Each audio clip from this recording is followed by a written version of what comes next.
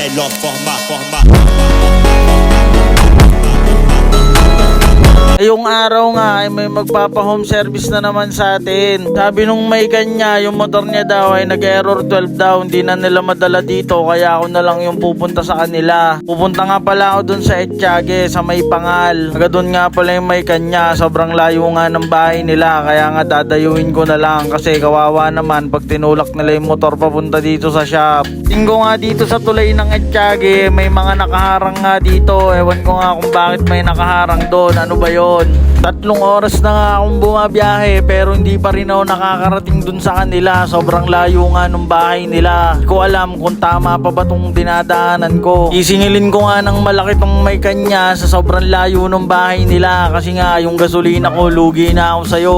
Sisingilin ko to ng malaki para hindi siya hadlang sa pagyaman ko. Nakarating na nga ako dito sa kanila. Sobrang dami nga pala nilang motor. Ito nga palang motor na to yung gagawin ko kasi nag-error 12 daw yan. Sabi nung may kanya ayaw daw umandar tapos nagche-check engine daw. Kaya tinignan ko muna lahat. Baka kasi mamaya may sunog lang na wire o kaya may natanggal lang. Baka kasi hindi naman talaga sunog. Kaya binuksan ko na. Habang binubuksan ko nga to ay wala pala silang tools dito. Kaya kung ano-ano na lang ginamit kong tools dyan.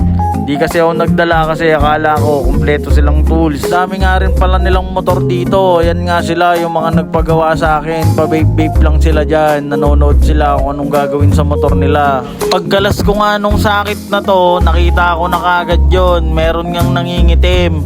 At ang ibig sabihin nga niyan ay talagang gastos nga yan. Kasi nga nangingitim yung wire niya. Talagang papalitan dyan para umayos ulit yung motor niya. Sinilip-silip ko muna yan kung meron pang nadamay na iba. Kasi baka mas marami pang sira to mamaya. Puputok nga rin daw pala to ng mga fuse. Kaya chinecheck kong mabuti. Baka madali pa mamaya. Katapos ko nga i-check lahat ng wire niya ay hininang ko na kagad yung mga terminal nito. Para mas matibay, makapal na terminal yan. Tapos hininangan ko pa para yung kuryente wala talagang kawala.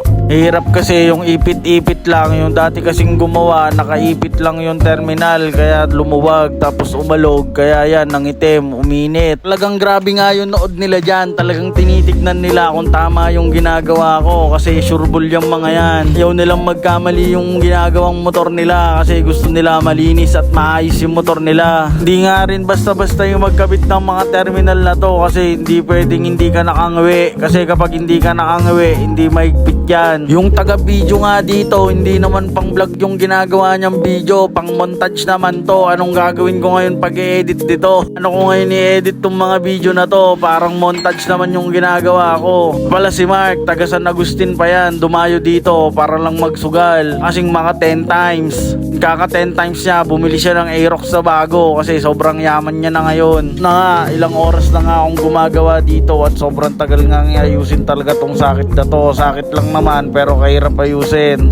Nilagyan ko na nga rin ng basahan yung kanyang radiator kasi nga yung takip ng radiator niya ay carbor kaya baka magagas ko kaya tinakpan ko yan ng basahan. Pinagdudugtudugtong ko na nga yung mga wire para mapaandar na namin kasi nga gusto na rin marinig ng mayari kung aandar ba talaga. Kasi parang meron pang ibang sira to kasi kapag error 12 hindi naman nagpuputok ng fuse pero sa kanya laging pumuputok yung fuse. Error 12 lang naman yung sira. Nga sabi ko sa kanya baka yung ECU na may problema nito pero sana naman hindi kasi nga medyo mabigat yung presyo ng pesa na yon. Ito na nga yung ginawa ko, talagang parang lumpiang gulay yan, siksik na siksik sa ano yan, sa hinang electrical tape kaya imposibleng masunog pa yan ulit. Hindi ko na nga na-videoan yung pag-usok ng stator niya. Napupunta nga kami dun sa tropa, sa may shop din ng tropa dito sa Etchage, sa may Kinspeed at hiram kami ng puller ng magneto para masilip namin yung radiator. Kasi nga umusok siya kanina habang pinapainit namin yung makina. Siguro may tama na talaga yung radiator. Tama naman yung pagkakakabit ng mga wire niya, umaandar naman. Kaya lang habang tumatagal biglang umusok. Pagbukas nga namin nung kanyang magneto, nakita ko kagad yung kanyang stator. Sunog nga yan, talagang nangingitim. Kaya pala sobrang baho habang pinapaandar namin kanina. Sobrang kapal din ng usok niya, parang smoke machine na pang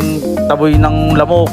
Matagal na na daw issue na nagpuputok to ng fuse nung kabibili niya pa lang. Kaya sabi ko baka nga talagang may tama na to noon, buti nagtagal pa. Nga yung mga wire niya sa stator ay talagang sagat nga yung kanyang pagkatapas. Kaya sabi ko bili na lang siya ng bagong stator para sa susunod na lang babalikan ko na lang ulit kapag nakabili na siya ng bago. Kung ang pinsan niya ay magpapagawa rin daw sa akin ng sakit kasi nga gusto niya daw yung ginawa ko na parang embutido, sobrang kapal. Gusto niya rin daw yung ganun kakapal kasi sa kanya pinindot-pindot lang daw yung tanso tapos wala daw hinang yon, kaya ipapaulit niya sa akin. Kaya habang maaga pa nga sabi ko sige ayusin ko na rin para sulit naman yung pagpunta ko dito para paldo ako mamaya pag uwi. Di ko na nga na video yung paggawa ko ng Aerox na puti na yon kasi nahilo na ako, biglang nawala yung motor. Ewan ko ba bakit may pulutan na dito. Katapos nga namin magmerienda ay pumunta nga kami sa 7-Eleven 24/7 para nga bumili ng inumin. Nga nauuhaw na kaming lahat para naman bago kami umuwi at solve kami.